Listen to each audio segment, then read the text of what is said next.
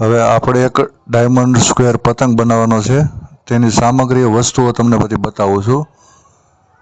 આ છે 4 સળીઓ, આ સ્ક્વેરની 2 સળીઓ અને આ પ્લાસ્ટિકની થેલી છે.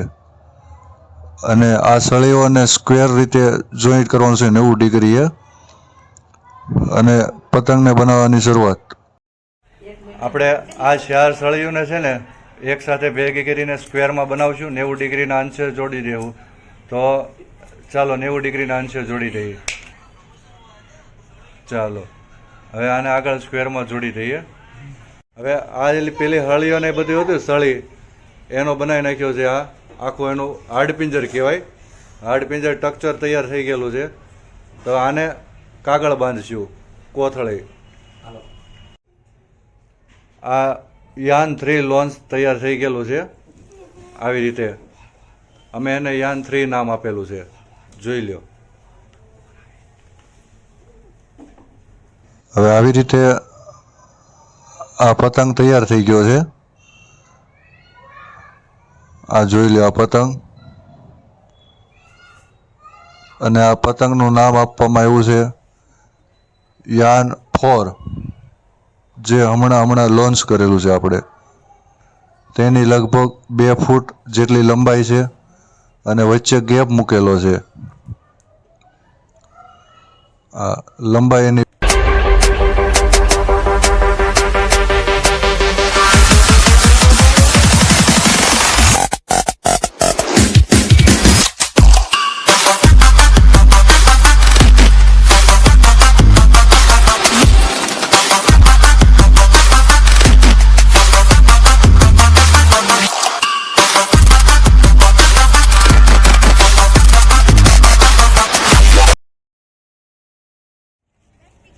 તો ફટાફટ હવે આને કીના બાંધીશું અને વિડીયો શરૂ કરીશું.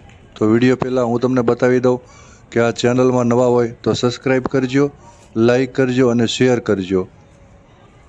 આવી રીતે એક સાઈડ કીના બાંધવામાં આવે છે દોરી, આ એક સાઈડ, અને જેને ચગાવવામાં આવે છે. પણ પવન હોય તો જ ચગે છે વધારે. આની માટે પવન થોડોક વધારે જ જોઈએ.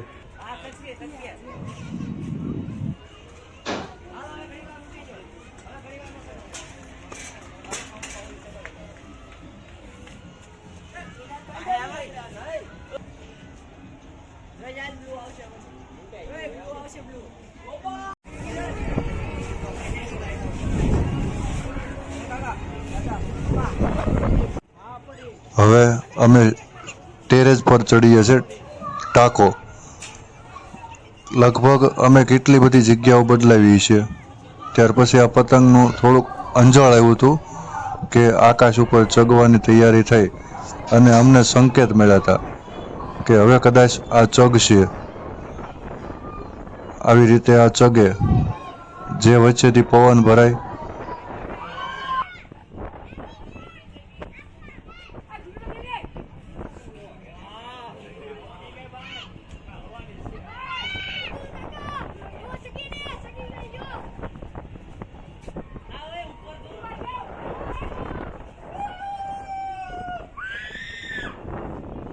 આ પતંગ જે એક સાઈડ જ ભાગતી હતી પતંગ.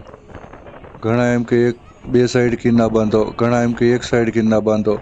પણ અમે જે સેમ્પલ જોયેલું હતું તેમાં એક જ સાઈડ કીના બાંધેલા હતા. અને એટલી મસ્ત પતંગ લાગતી હતી, 1 નંબર પતંગ લાગતી હતી. લોકોને મનોરંજન પણ થતું હતું અને અમને આનંદ પણ આવતો હતો કે અમારી પતંગ ચગી. એ ઘણી દૂર દૂર સુધી જાય છે અને ક્યારેક પવન પડી જાય તો નીચે ઉતરી જાય છે.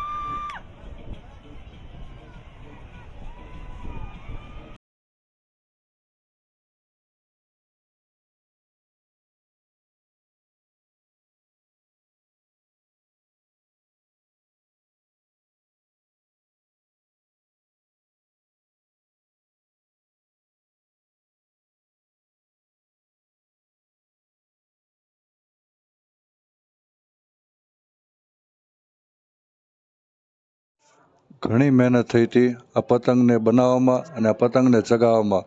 હવે આ પબ્લિકનું રિએક્શન જુઓ, લોકો પતંગને જોવે છે બે ઘડી. આ લોકો ઘણા ઈર્ષ્યા કરતા હતા, પણ પતંગ અમારી ચડી ખરા એટલી મહેનત પછી.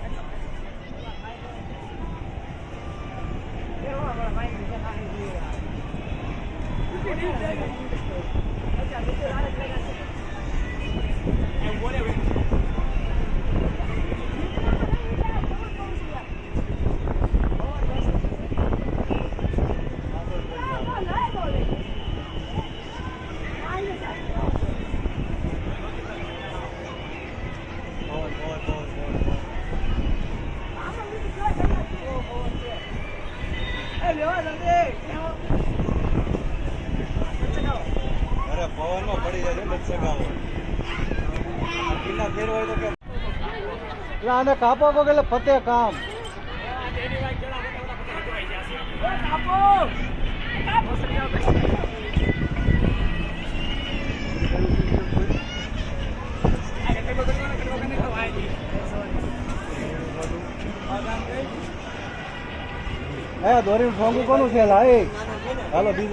હેલો ગાઈઝ, અત્યારે એક પતંગ બનાવ્યો હતો અને ખૂબ ઘણી બધી મહેનત થઈ છે. તો તમે જોયો પતંગ કેટલી ઉડાડવામાં મહેનત થઈ અને પતંગ બનાવવામાં કેટલી મહેનત થઈ છે. કમસે કમ એક દિવસ તો નીકળી ગયો છે. એટલે મહેનત પ્રમાણે ચેનલને સબસ્ક્રાઈબ કરજો અને લાઈક કરજો. જય હિન્દ, જય ભારત.